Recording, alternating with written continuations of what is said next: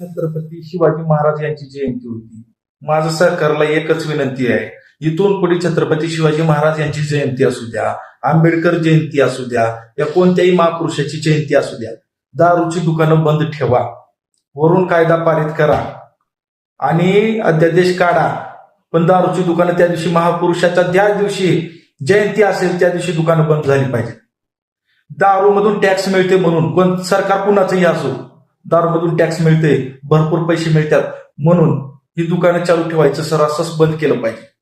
काय महापुरुषाची जयंती असल्यावर तर बंद झालं पाहिजे. 12 महिने तर आहेच की तुमचा टॅक्स दारूमधून. घ्या किती उकळायचे ती उकळा. लोक पिदाडी होऊन चालली, आकली राहिली नाहीत लोकांना.